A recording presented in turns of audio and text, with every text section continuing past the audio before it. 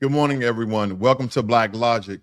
I was driving from the gym early this morning and saw that gas rose almost 30 cents. It was 2.55 a gallon yesterday, and this morning was 2.89. So, well, more than 30 cents, almost 35 cents, 34 cents to be roughly exact. But nonetheless, we see a significant hike in gas prices as well as egg prices. We're going to go over that as well. There's a lot of other things that Trump is doing, as you guys can see here, that he put a freeze on federal grants and loans. And what we have to understand is that this directive to halt the disbursement of federal grants and loans across various agencies has led to widespread confusion and concern among recipients who rely on this funding for essential services in the project, most likely students. And the freeze affects a broad spectrum of programs, including educational grants, housing subsidies, and research initiatives. And these individuals and organizations dependent on these funds may experience significant disruptions, now potentially leading to delays or cancellation of critical services and projects. The administration has stated that this pause is to ensure alignment with the America First agenda, but a lot of people argue it could have detrimental effects on public health, security, and humanitarian efforts. It's kind of like one of those bills you've been paying for a very long time. And this is not a promo. I don't have any sponsors, but I use Rocket Money every now and again to see a lot of things I've had on subscription to really comb inside of my, you know, my expenses, because sometimes I be having things on subscription. I forgot to cancel the subscription. You know how sometimes things are on a promo, you get 2 or 3 months for free, and you make a reminder on your calendar. I know I do. I usually make a reminder on my calendar, but there's a couple that slip away because a lot of things that come on promo, you get it free for a month or 3 months, and you may only need it that one time. So you just do the promo and they're betting that you forget it. And sometimes you may pay 1 month, or some people have been paying things for a very, very long time. So when it comes to this, to kind of bring it all in together, is that maybe he's really trying to figure out where all this money is going. What is the purpose of this money? Is it fraud, waste, and abuse of government and taxpayer money? Because again, it seems as though he's trying to do the right thing by the taxpayer. And the fallout from this is some innocent people financially will get hurt. Because again, things have been going on in America for such a long time, and other previous presidents have just let it go on. Okay, well, I'm not gonna worry about that. Let's worry about national security. Well, I'm not gonna worry about national security. I'm worried about the economy. It's not that Trump is focusing on one thing. He is focused on the entire country, okay? From the very foundation to beautifying buildings. He actually created an executive order. Don't forget, on his first day, he's made more executive orders than the past 5 or 6 presidents combined. When Biden came into office, I think Biden did 9 on his first day. Obama did, I believe, 0. And Bush did 0 and 0 in his 2 terms. Obama did 0 on his first term, or 1 on his first term and 0 on his second term. But Trump signed 26 executive orders on his first day, and 6 of those executive orders were due to national security by the way of the southern border for illegal immigration.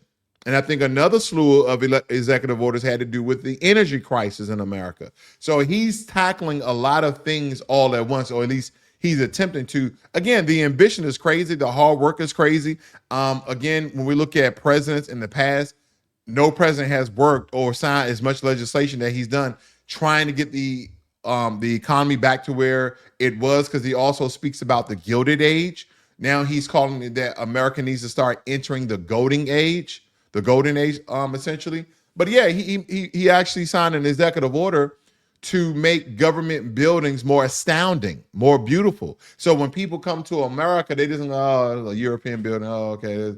Oh, wow. He wants people to be taken away by the power and glory and honor of America. Okay, I just threw all that other extra stuff in. But I think you guys get where I'm going at with this.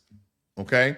Now, remember DeepSync? Remember they came out and NVIDIA's stock, I think, dropped like almost $600 billion, something crazy like that.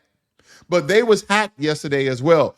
As I was giving the story about how DeepSync is affecting the AI infrastructure of America and was basically telling America, hey, we built our AI infrastructure, our AI large language model for 6 million. You guys are sending billions. Well, there's a reason for that. It's a thing called security.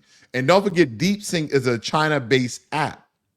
And China is known for hacking a lot of, or allegedly hacking a lot of American apps. This is why Microsoft is in talks with TikTok to buy TikTok. Because again, without America, TikTok is worthless. With America, TikTok is worth roughly around $1 trillion, according to Donald Trump.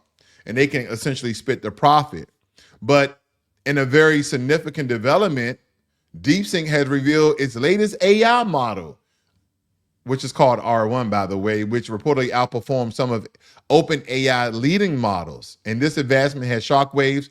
There's another thing I read about OpenAI, also known as ChatGPT. They've now implemented a law version. So people who are going to law school, people who want to deal in legalese, ChatGPT now has, I believe, it's a part of the large language model or it's a plugin of the large language model, which is ChatGPT, that gears towards law. So that can be very significant as well. People studying, people want to know more about the law.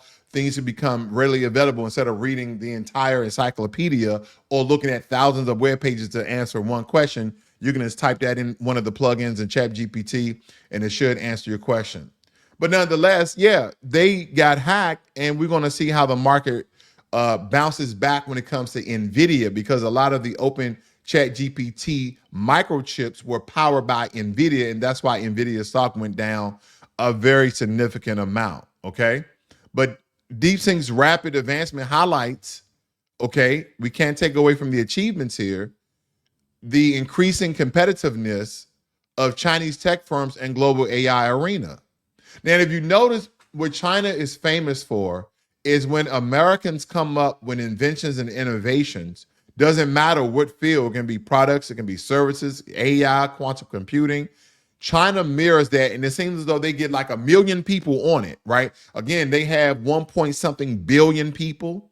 So they can essentially have 100,000 people working on this one app, this one AI language model. And so they can ramp up things a lot quicker just because of the sheer numbers that they have, and they'll throw all their resources at it. America, you know, our population is still dwindling between 330, 350 million. Again, we have a lot of people there that is not accounted for in our country, illegal immigrants. But nonetheless, we don't have as many as people. And a lot of tech firms, they're in competition with each other, where when you're looking at a communist country, the president, Xi or Z, can just state, hey, I want you 10 tech companies to create me one AI large language model to outcompete and beat out the Americans. It could be that simple in China. Now, the emergence of such formidable competitors could lead to increased collaboration between U.S. tech firms and the government to maintain a competitive edge. And this is what Donald Trump was trying to do when he put together the CEOs of SoftBank, Oracle, and ChatGPT. I think he essentially saw this company, or maybe had some intel of how China does things to get things done very quickly, where we have a lot of bureaucracy, we have a lot of competitiveness in American business, where some of these things, when we look at the worldwide market internationally, we should be in cahoots, we should be allies, we should be team, and we can share profit. It may not be as big as we want it to be, but we should get a large return on our investment. So I think that's the strategy when he put all of these three tech guys together, and to build something even bigger and stronger what the world can possibly imagine. That's just my take on it. But here's some good news for a lot of people who are in the service industry, and I'm not talking about eggs. But I'll talk about eggs very quickly because I think this is important too, because people cannot believe that eggs in Canada are $3 a carton for a dozen. For $3 a carton, that's how much eggs are. And I don't know if you guys are similar to me and my family, but we like eggs that doesn't have any pesticides, no hormones, it's free range. And I know somebody like, man, I'm just gonna go out and buy some eggs. Again, because of capitalism and how we try to mass produce things very quickly, a lot of our cows, a lot of our chickens, a lot of our animals are pumped up with corn feed and hormones, and they do things for rapid growth, which essentially will cause cancer and all sorts of ailments inside of a human body. Now, again, Canada eggs are $3 a carton. Again, they didn't have the avian flu, the bird flu, to affect 20 million egg-laying chickens, but nonetheless, $3 in Canada. And in America, we are essentially paying $6 to $7 for a carton of eggs. Now, some of you may go to Walmart, maybe you can get it for $5 or $6, or maybe $4.50. Maybe you can catch a deal or clearance. Maybe you have credit in the store that can reduce the amount of eggs. And the reason why eggs are a big thing, in my opinion, for people who work out, for people who have the traditional American breakfast, right? You maybe have eggs and toast, eggs and bacon, eggs and sausage, egg and chicken sausage, eggs and waffles, whatever. People essentially love eggs in America. I love eggs. It's one of my favorite foods. I can have eggs in a salad, eggs on a burger, eggs on a sandwich, eggs by themselves, eggs with hot sauce. It doesn't matter. I love eggs, and a lot of Americans love eggs, okay? But the USDA has stated that, yes, to highly pathogenic avian influenza or bird flu outbreak, which has caused a strain in supply. Now, this has nothing to do with the story, but these are the type of eggs that I usually buy. Pete and Gary's, I'm not promoting. They're not paying me to give them this plug. But nonetheless, this is one of the brands that we buy. And in its upper right corner, it says, again, our carton is made from 100% recycled plastic. I'm not being liberal, I'm being conservative, right? We should be recycling because the world is not a waste dump, just certain parts of it. It also states up here, and I know you guys can't see this, I can blow this up for you guys, but nonetheless, it states that no added hormones or no antibiotics, no synthetic pesticides, no GMO feed, and then I think it says, 13 or 15 essential vitamins. But yeah, they're free range, they're organic, yada, yada, yada. But they're $7 for 12 eggs. Now, and again, because of some of the labeling, and some people like to argue that a lot of things in America we say is organic is not organic because you have runoff of pesticides and herbicides into other fields where chickens are feeding, all sorts of things. When we're getting greens and veggies and fruit that are supposedly organic, that they're using the runoff and waste of other farms that are nearby. Again, just try to do your best when you come to America, and we're hoping that RFK eradicates some of the poisons from our food, so hopefully he gets confirmed on that as well. But there's just so much things happening, and I want you guys to be privy of it. So please subscribe to Blacklogic as soon as you can. But President Trump has reiterated his commitment to working with Congress on a bill to exclude workers' tips from federal taxes. And this potential proposal aims to increase take-home pay for employees in the hospitality and service industries, right? People who are your waiters and waiters, your waitresses and waiters, where tipping is a significant component of income. Now, some industry leaders have endorsed the plan. Others expressed concern that may lead employers to reduce base wages, potentially offsetting any financial benefits to workers. Okay. And a lot of people have come out, warned that excluding tips from taxation could inadvertently lead to employers reducing wages and shifting salary burdens onto customers. Then guess what? Let's create legislation so employers can't do that. And if they try to do that by some loophole of a gray area, fine them. Because a lot of our waitresses and waiters, right, we understand that tipping has went up significantly, like in the past 10 years. I remember it was 10%. Then it was, I heard some rumors, some scuttlebutts, 12%. Then it jumped to 15%. Now, what's common is anywhere from 18 to 20% to tip on your bill. Now, a lot of our waiters and waitresses only receive anywhere from $2 to $3.50 per hour. Again, that includes their tips. Then you have some companies and organizations and restaurants and shops that they do, I forgot what they call it, but they have community tips where people are just tipping, and then at the end they split them. But what about Keisha? She worked her butt off at these 4 tables where Karen was taking her time, talking in the back, taking smoke breaks, doing these other things. And poor Keisha, she was working her butt off, but they still spitting the same tips. Now, me personally, I don't believe that is fair. More times than not, when me and my family go out on an outing, whether it be eating or bowling and they serve food, I like to keep cash because I love the tip in cash. But hopefully this changes the way, and I hope that a lot of these businesses like, oh, well, your tips are not being taxed anymore. So we're going to actually cap your wage. We're not going to give you a raise, or we're going to lower your wage, which is just asinine. They should never be a part of your tips in the first place. And until this happens on a nationwide scale, I think the best interest of those people who serve us when we go out, enjoy time, either with a loved one or family and friends, just take some cash with you. I know it's hard. We're so plastic and digital in this age, but every now and again, throw a couple of paper dollars in your pocket. Look how much you may potentially spend, because I usually carry anywhere from $40 to $100 depending on the evening. But again, that's my 2 cents how I carry about things, because I do care about those who are serving me. I like good service, and I'm not going to lie to you. And a lot of you who've probably been serviced before, you probably do not like what I'm about to say. Don't unsubscribe, subscribe. I tip according to the service I receive. Is that fair? Right. We have a national tip percentage. And again, I say it's 18 to 20, but it's more like 15 to 20%. Sometimes you get 15, 18. I've done 20 before.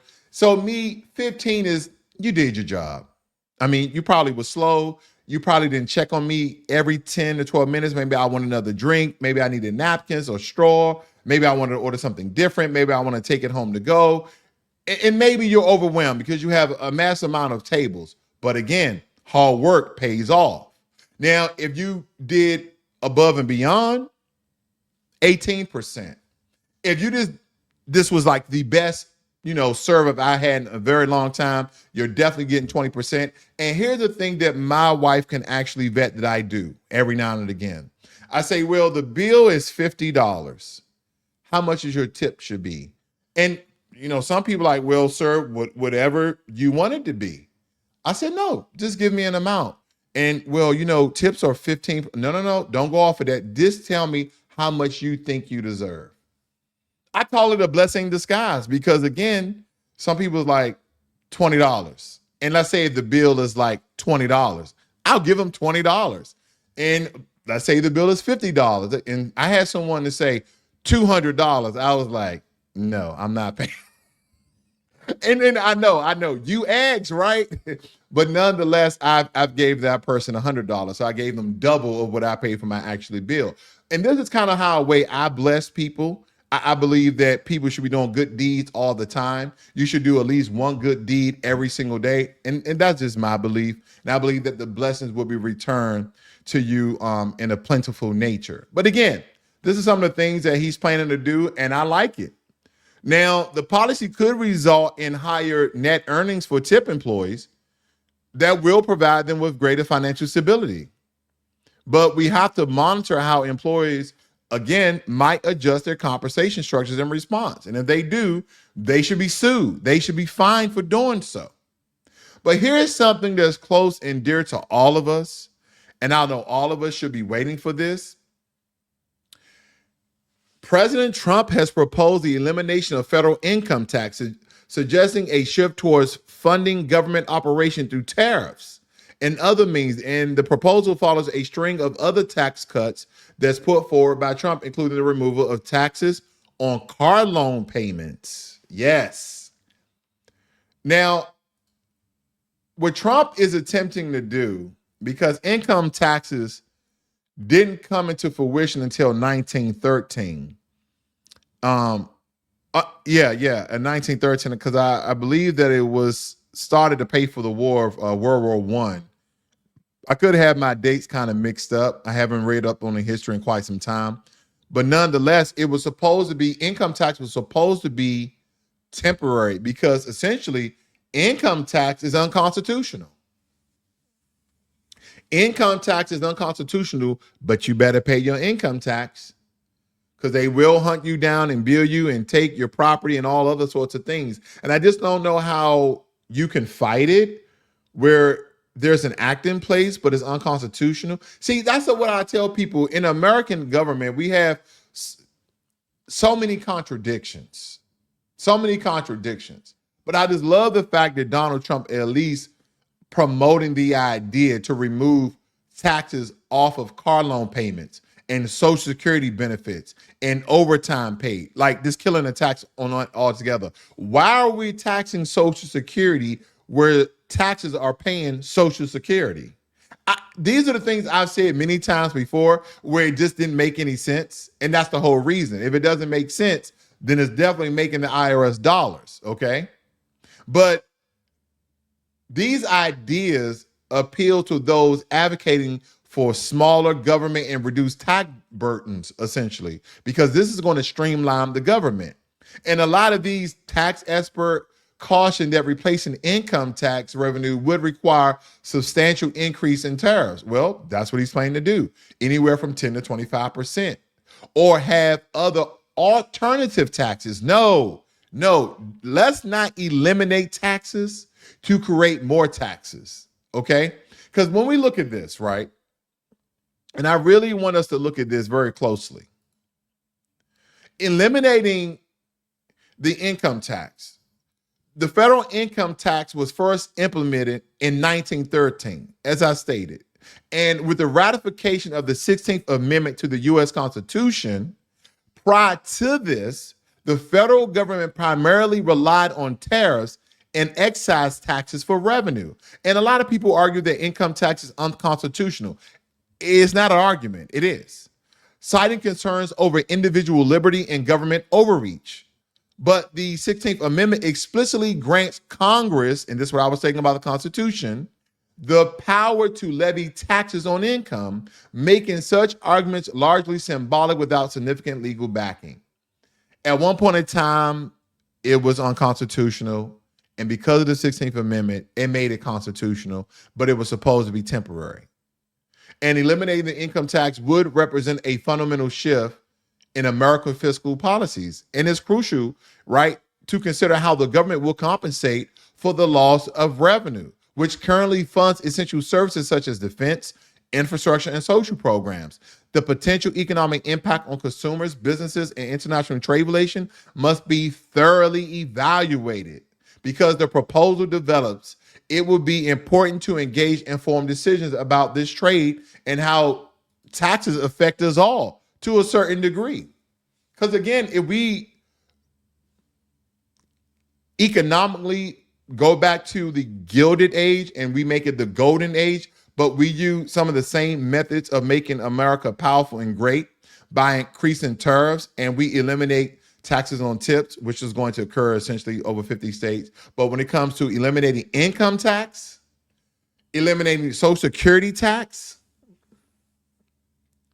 this can be very beneficial for the American citizens. But again, we have to have a lot of people in accounting, a lot of people when it comes to regulatory spending, expenses of the government, to do a predictive analysis of how this may affect us and the projection of tariff percentage on said countries to see the benefit and how we can eliminate income tax altogether, right? We have to do a compare and contrast, like, okay, well, the typical tariff that we have on the countries we do business with is 10%.